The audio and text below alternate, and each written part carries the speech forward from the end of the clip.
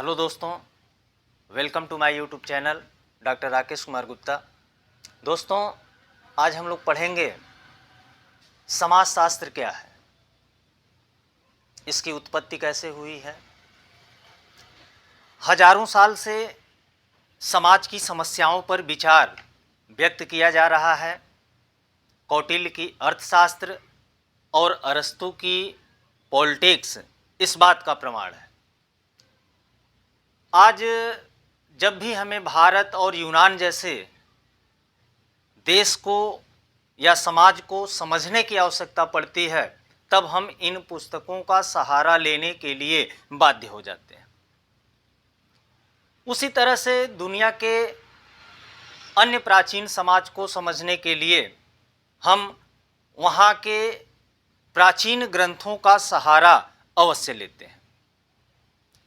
इसके बावजूद समाजशास्त्र अन्य सामाजिक विज्ञानों की तुलना में सबसे आधुनिक विषय है और भारत के लिए समाजशास्त्र और भी आधुनिक है।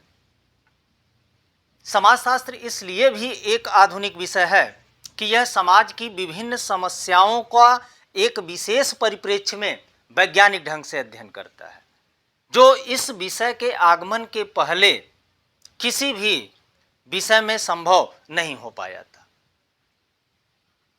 रॉबर्ट बी स्टिड ने अपनी पुस्तक द सोशल ऑर्डर में लिखा है कि एक विषय के रूप में समाजशास्त्र नवीन है, जबकि इसका अतीत काफी प्राचीन है।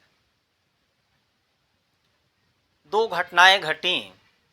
एक फ्रांसीसी क्रांति 1789 में और उसके बाद औद्योगिक क्रांति होती है 1760। यानी औद्योगिक क्रांति पहले हुई, उसके बाद जो है फ्रांसीसी क्रांति हुई। तो इन दोनों क्रांतियों के परिणाम स्वरूप फ्रांसीसी समाज जो है परिवर्तन के दौर से गुजर रहा था। तो जिस समय फ्रांसीसी समाज परिवर्तन के दौर से गुजर रहा था, उसी बीच 19 जनवरी 1798 को फ्रांस के मांतपेलियर नामक स्थान पर आगस्त कोम्त का जन्म हुआ। आगस्त कोम्त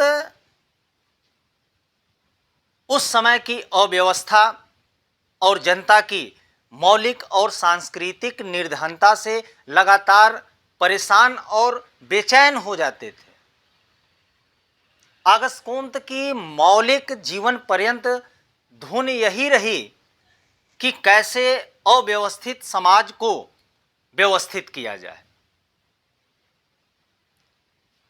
सेंट साइमन जो आगस्त कोम्त का गुरु था, उसके सचिव के रूप में आगस्त कोम्त ने समाज की स्थिरता के लिए मिल करके काम करना शुरू किया और दोनों ने मिल करके जो है 1822 में एक कृति की रचना की, जिसका नाम था plan of the scientific operations necessary for the reorganisation of society. तो इस कृति में समाज के अध्ययन की रूपरेखा सेंट साइमन और आगस्त कोम्त के द्वारा प्रस्तुत की गई।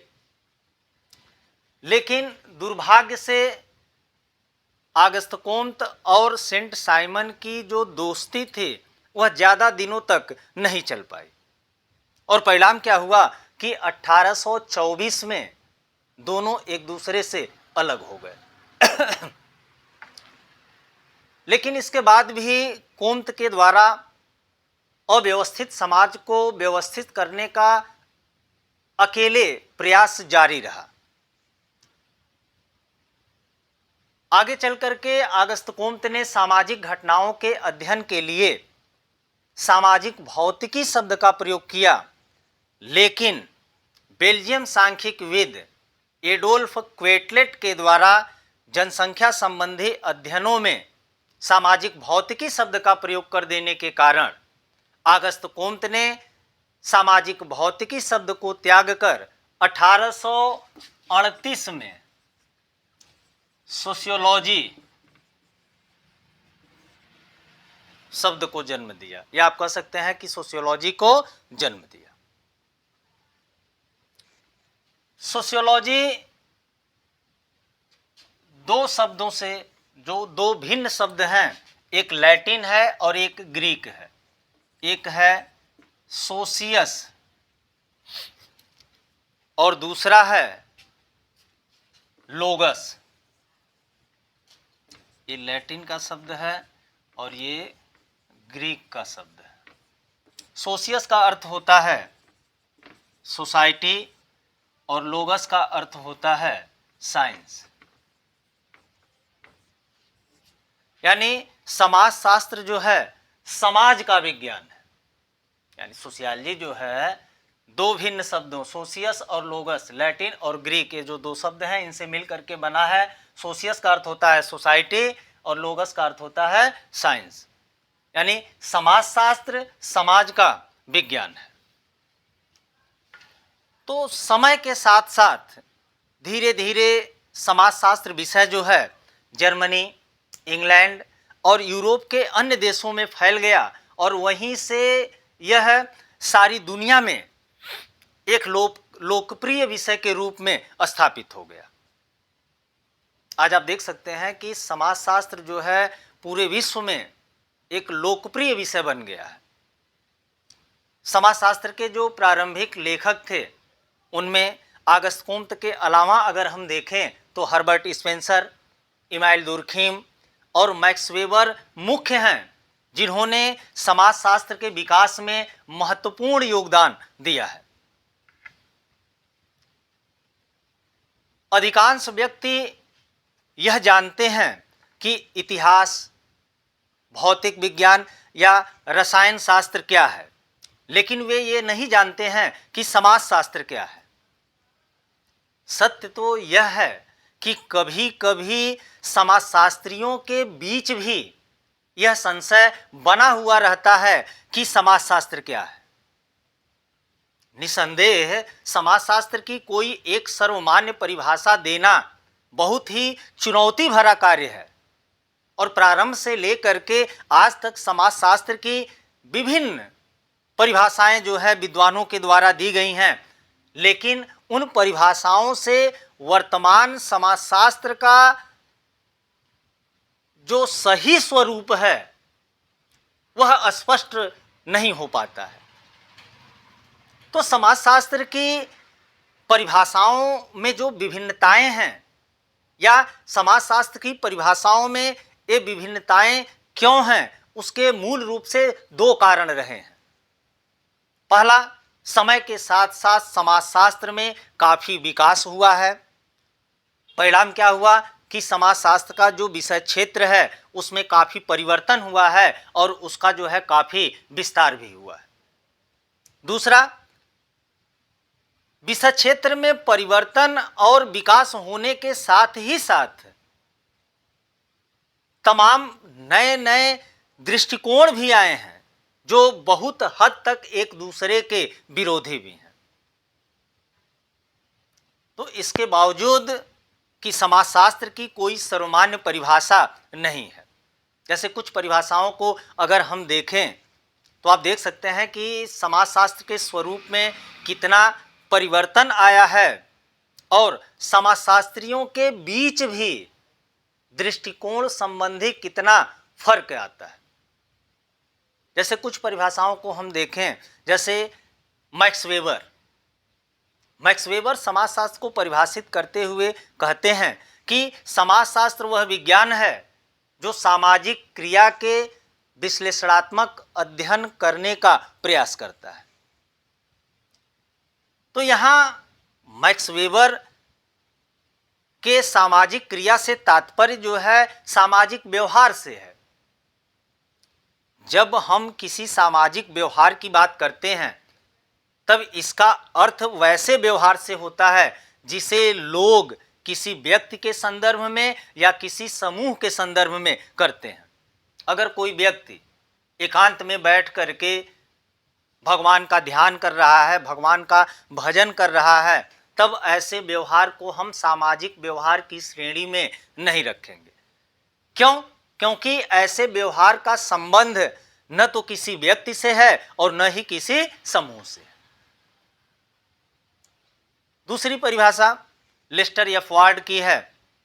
वार्ड कहता है कि समाजशास्त्र समाज का या सामाजिक घटनाओं का विज्ञान है। एक और परिभाषा अगर हम लें, पार्क एवं वर्गीस। पार्क एवं वर्गीस कहते हैं कि समाजशास्त्र सामूहिक व्यवहार का विज्ञान है। मैकाइवर और पेज कहते हैं कि समाजशास्त्र सामाजिक संबंधों का विज्ञान है। एक और समाजशास्त्री हैं हैरियम जॉनसन कहते हैं कि समाजशास्त्र जो है सामाजिक समूहों का अध्ययन करता है। तो समाजशास्त्र की जितनी भी परिभाषाएं दी जाएं, हम मात्र उन परिभाषाओं की मदद से समाजशास्त्र के सही रूप को जो है समझ नहीं सकते हैं। समाजशास्त्र क्या है, इसका विषय क्षेत्र क्या है, इसको समझने के लिए हमें एलेक्स इंकलेस के द्वारा सुझाए गए 3 मार्गों को देखना पड़ेगा। एलेक्स इंकलेस की एक पुस्तक आई थी व्हाट इज सोशियोलॉजी। तो व्हाट इज सोशियोलॉजी में एलेक्स इंकलेस ने जो है 3 मार्गों की बात की है। पहला, ऐतिहासिक मार्ग।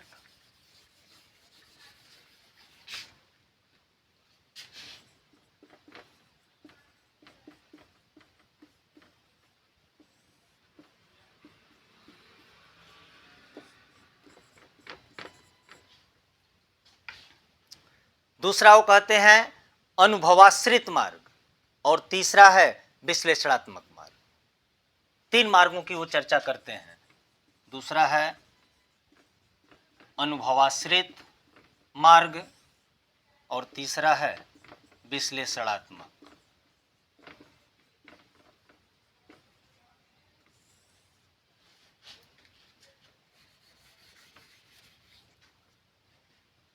पहला जो ऐतिहासिक मार्ग है,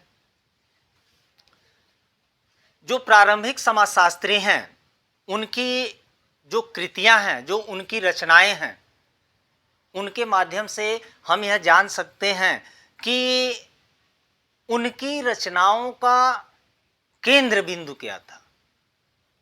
यानी इन लेखकों ने या उन लेखकों ने किन तथ्यों का अध्ययन करने का प्रयास किया था।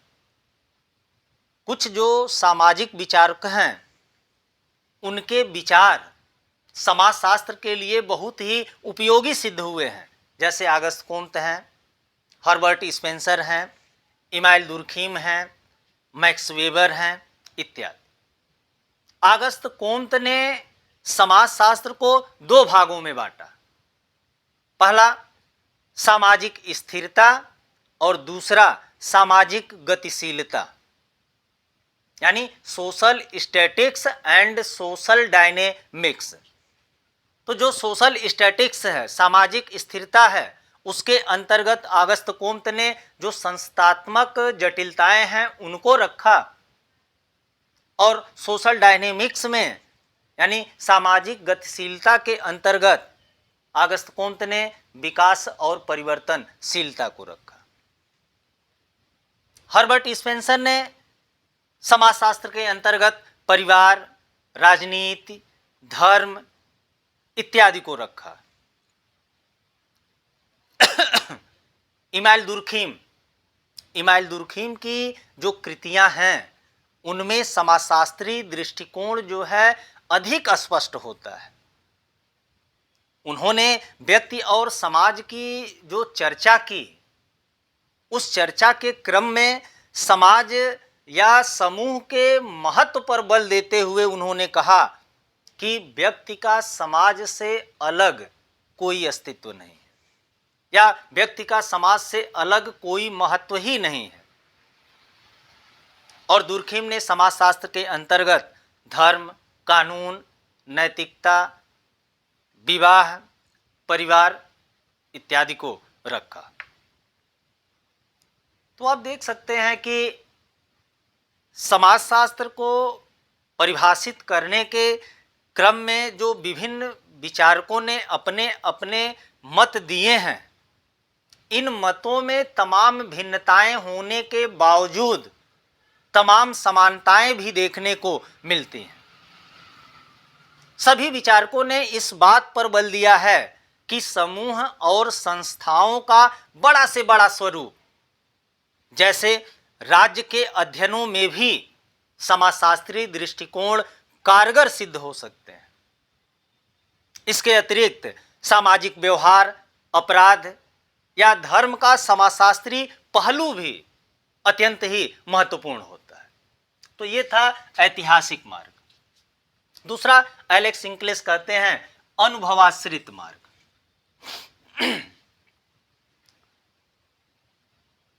अनुभवाश्रित मार्ग में हम यह जानने का प्रयास करते हैं कि वर्तमान समय में समाजशास्त्रियों की रुचि किस प्रकार की समस्याओं में है और उनकी अध्ययन पद्धति किस प्रकार की है और उनका प्रस्तुतिकरण किस प्रकार किया गया है। विभिन्न पुस्तकों के माध्यम से, विभिन्न शोध पत्रिकाओं में प्रकाशित लेखों के माध्यम से इस बात की हमें जानकारी मिलती है कि वर्तमान समय में समाजशास्त्री किन किन विषयों का अध्ययन करते हैं। आज अगर हम देखें तो समाजशास्त्र में विभिन्न प्रकार की शाखाएं देखने को मिलती हैं, जैसे ग्रामीण समाजशास्त्र, नगरीय समाजशास्त्र, चिकित्सा का समाजशास्त्र, औद्योगिक समाजशास्त्र, परिवार का समाजशास्त्र इत्यादि। तो इस तरह से यह स्पष्ट होता है कि विषय की नवीनता और पद्धति की विविधता की दृष्टि से समाजशास्त्र में जो है नए नए आयाम जुड़ गए। और तीसरा है विश्लेषणात्मक मार्ग। समाजशास्त्र को हम केवल इसी आधार पर समझ नहीं सकते हैं कि इसके जो प्रवर्तक हैं, मुख्य जो प्रवर्तक हैं, उन्होंने किन किन विषयों का अध्ययन किया या समकालीन समय में जो समाजशास्त्री हैं वो क्या कर रहे हैं। यह इस तथ्य से भी समझा जा सकता है कि स्वयं हमारा अपना विवेक क्या कहता है और इसके लिए हमें विभिन्न विचारों से अवगत होने की आवश्यकता है। जब हम समाजशास्त्र के स्वरूप के संबंध में विभिन्न मतों और विभिन्न प्रकार की जो परिभाषाएं हैं उस पर विचार करते हैं तो विभिन्न प्रकार के विचार जो है हमें देखने को मिलते हैं। तो ये जो विभिन्न प्रकार के विचार हैं उन सभी विचारों को एलेक्स इंक्लेस जो है 3 भागों में बांट देते हैं। पहला वो कहते हैं समाजशास्त्र समाज के अध्ययन के रूप में। अब वो पहला कह रहे हैं कि समाजशास्त्र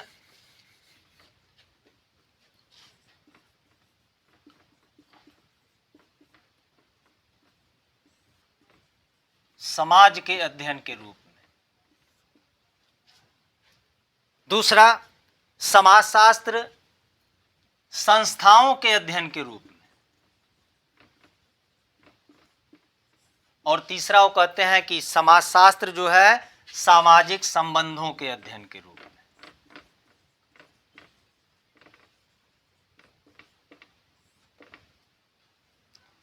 तो जितने भी प्रकार के विचार थे एलेक्स इंक्लेस ने उनको 3 भागों में बांट दिया। समाजशास्त्र समाज के अध्ययन के रूप में, समाजशास्त्र संस्थाओं के अध्ययन के रूप में और तीसरा समाजशास्त्र सामाजिक संबंधों के रूप में। जो पहला है समाजशास्त्र समाज के अध्ययन के रूप में, तो तमाम समाजशास्त्रियों का ऐसा विचार है कि समाजशास्त्र पूरे समाज का एक समग्रता में अध्ययन करता है और इस विचार को मानने वाले जो समाजशास्त्री हैं वे समाजशास्त्र को समाज की आंतरिक समस्याओं, समाज किन किन तत्वों के समाज जो है किन किन तत्वों के मिलने से बना है और उन तत्वों के मिलने से समाज किस प्रकार कार्य करता है इत्यादि विषयों का अध्ययन माना है। तो इस समाजशास्त्र समाज के अध्ययन के रूप में इसको मानने वाले जो विद्वान हैं उनमें Auguste Comte, Herbert Spencer, Max Weber इत्यादि। और दूसरा है समाजशास्त्र संस्थाओं के अध्ययन के रूप में।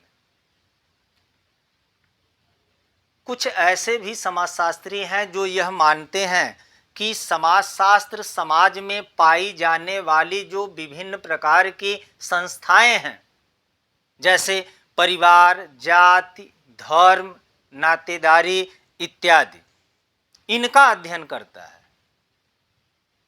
और इस प्रकार के विचार को मानने वाले विचारकों की संख्या अधिक नहीं है। सबसे ऊपर अगर इसमें किसी का नाम आता है तो उसमें इमाइल दुर्खीम का नाम आता है। दुर्खीम ने जो है पहले ही कह दिया था कि समाजशास्त्र सामाजिक संस्थाओं का विज्ञान है। और तीसरा है समाजशास्त्र सामाजिक संबंधों के अध्ययन के रूप में।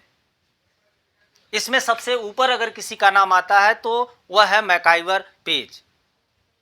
मैकाइवर पेज कहता है कि समाज सामाजिक संबंधों का जाल है और समाजशास्त्र उन्हीं सामाजिक संबंधों का एक अध्ययन है। उदाहरण के लिए परिवार के अंदर अगर हम देखें तो विभिन्न प्रकार के संबंध देखने को मिलते हैं। पति पत्नी के बीच संबंध, पिता और पुत्र के बीच संबंध, माँ और बच्चों के बीच का संबंध इत्यादि। और समाज में इसी तरह के बहुत सारे सामाजिक समूह पाए जाते हैं जिसके अंतर्गत लोगों के मिलने से एक खास किस्म के जो है संबंधों का निर्माण होता है। और समाजशास्त्र जो है उन्हीं संबंधों का वैज्ञानिक अध्ययन करता है। तो आप देख सकते हैं कि समाजशास्त्र का सामाजिक घटनाओं पर एक विशेष दृष्टिकोण होता है और इस दृष्टिकोण के दो पहलू होते हैं। एक पहलू तो सामाजिक संबंधों का है जिसमें सहयोग और संघर्ष दोनों शामिल होते हैं। इसमें हम सामाजिक संबंधों से जो उत्पन्न प्रभाव हैं उसका अध्ययन करते हैं। और जो दूसरा पहलू है उसका उद्देश्य यह अध्ययन करना होता है कि कोई सामाजिक घटना हमारे सामाजिक संबंधों, सामाजिक संस्थाओं, सामाजिक मूल्यों इत्यादि को किस प्रकार प्रभावित करती है। तो दोस्तों, आज हम लोगों ने पढ़ा समाजशास्त्र क्या है, व्हाट इज सोशियोलॉजी। धन्यवाद।